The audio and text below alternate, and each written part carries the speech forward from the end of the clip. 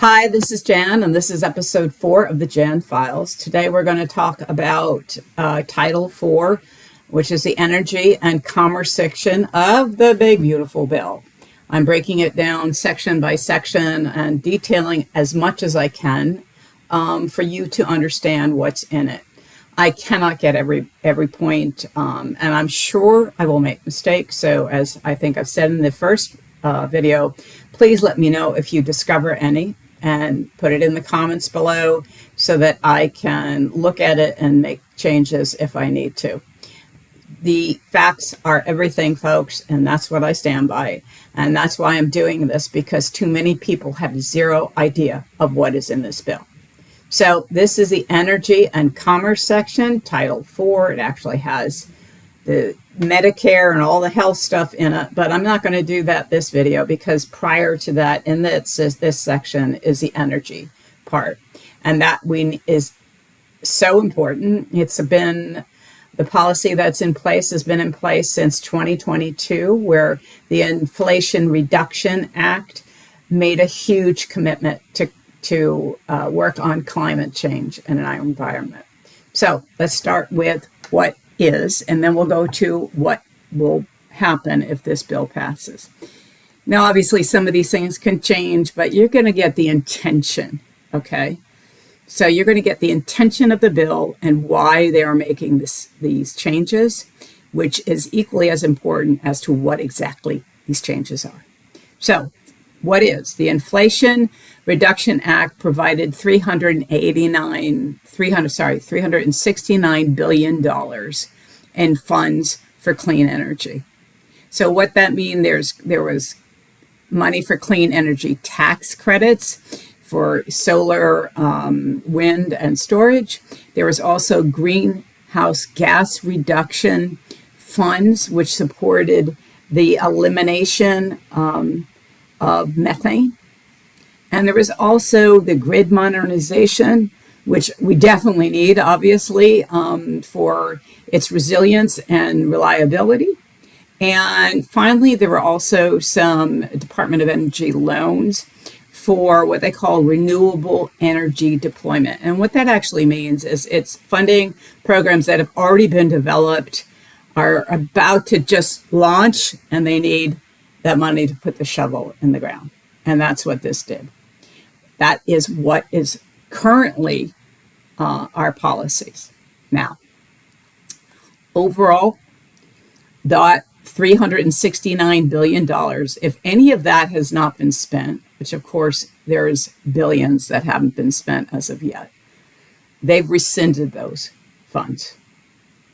And so if you have prepared and done work with the understanding that these funds were going to be in place for you, and whatever you were doing to facilitate clean energy, renewable energy, they're gone.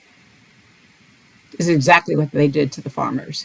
There were monies in there for small farmers, for their efforts to be more environmentally sound.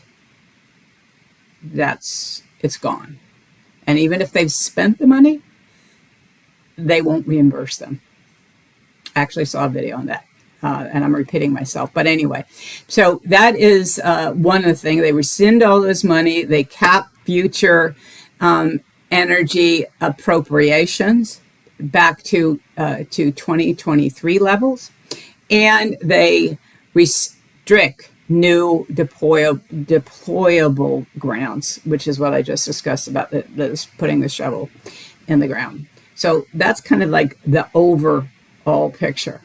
So I will go into next is the fossil fuel production and permitting.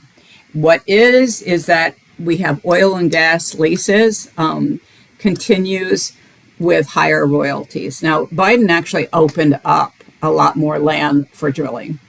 I know they say he didn't, but he did. Okay.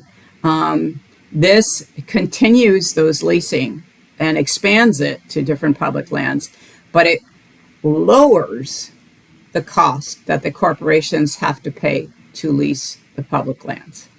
That's right. It says lowers. So that takes money out of the government, out of the taxpayer. What taxpayers pay is now they're saying, hey, you know what? We don't need that money. We're going to give corporations a break. Not only do they lessen the leasing, they also lessen the amount of royalties the government gets from these wells. Okay? So in both cases, what does that benefit? It benefits corporations who are doing this, oil and gas companies. Okay? So they have enormous profits, but yet they still need our helping hand. And these leases,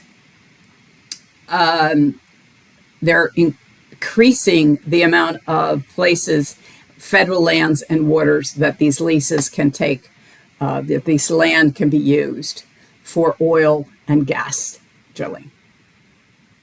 So again, they're expanding it, they're lowering the costs for the corporations, and they're lowering the royalties that we get. Okay, that's in the big beautiful bill. What is also in the big beautiful bill about fossil is that it makes people review their projects. You know, many towns, not people, have had to have environmental studies done before that those areas can be developed to see the impact on the environment. This was done way back in 1970, okay? It was called the National Environmental Policy, 1970, okay? They are basically saying, you know what? We don't have time. We'll still do this, but we're going to make sure we kind of smooth this process out and get through it a lot quicker. What do you think that means? Quality goes down the hill. Information that needs time to be gotten doesn't matter. They want to get these permits through so that these corporations can do their thing without regard for the environmental impact. Also, they are limiting the ability of the Environmental Protection Agency to regulate methane. So let's be really clear, because this is really a point of view about all of this. And what it is that they're trying to boost the fossil fuel industry while cratering the industries that have been created to provide us with clean energy. So get that, right? They're supporting fossil fuel. Fossil fuel is limited. It causes pollution. It puts methane gas into the air. It is a part of why we need climate change policies to undo that damage. Now, look, fossil fuels are going to be around. They're 80%. People still are using fossil fuels or cars or heating. But the point is, we need to move forward, not only to try to save the planet, although who knows, we may be beyond that point, but to be competitive. So rather than going forward and providing funds for like risky new technology, which the current policy does, that eliminates that. They're not interested in trying to develop future technologies for the prevention of further pollution, further gases coming into our air. And that is the goal here, right? Just so you know, it's all about supporting the fossil fuel industry, not clean energy, not any regard for our climate at all. Okay? Now, I'm just going to quickly run through just so you understand the program. So the Environmental Protection Agency is at risk. The Greenhouse Gas Reduction Fund is gone. Environmental and Climate Justice Block Grants, which is when local communities who have suffered because pollution, crap is dumped into their backyard, or there are things that have happened and they live in an area that needs remediation, that needs to be cleaned up. Those grants are very, very limited now in the big, beautiful bill. Sorry, I know it's like now, but it's the big, beautiful bill. They also, there were tax credits for states that wanted to improve like their transit service and encourage them to go for more electric vehicles, and that's gone too. So just give you an overview. So the clean energy funding goes pretty much away. Fossil fuel leasing, I already went through that. EV incentives. So right now there's also, we can get $7,500 depending on the electric vehicle in a credit. So you get supported in your desire to have an electric vehicle. There is also money in the current policy that encourages, new infrastructure for electric vehicles, so charging stations, and provides funds to states to help them do that, to get those, charging stations. So that goes. That's not there anymore. Look, the whole point of this is that even if there may be some saves and little bits, and this is going to change, obviously, when they get to the reconciliation bill. How much it will change? It may not actually change anything about this policy. I don't know. Nobody does at this point. But the point is to understand the intent. And the understand behind all of this is to benefit the fossil fuel industry, period. That's it. So there are very definitive changes that will impact all of us, because at least for those of us who don't think climate change is a Chinese hoax, we understand the need to protect our environment, make efforts to clean up what we have done, and to lead the way in renewable energy, which the United States used to do things like that, right? Lead the way, be competitive. They're completely not interested in that. They want to go back to fossil fuels, coal, for example, and oil, gas. We have to change. There is no interest here in change, period.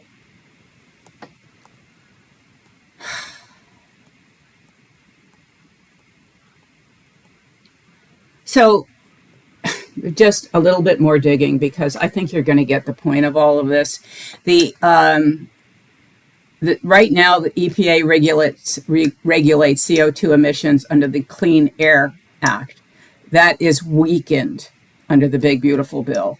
It weakens also their ability to control methane emissions.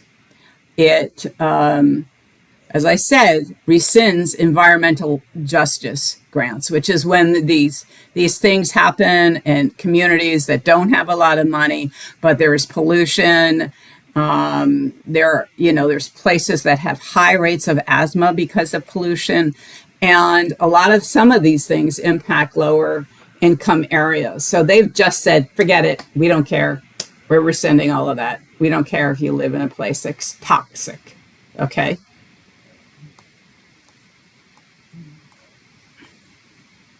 And,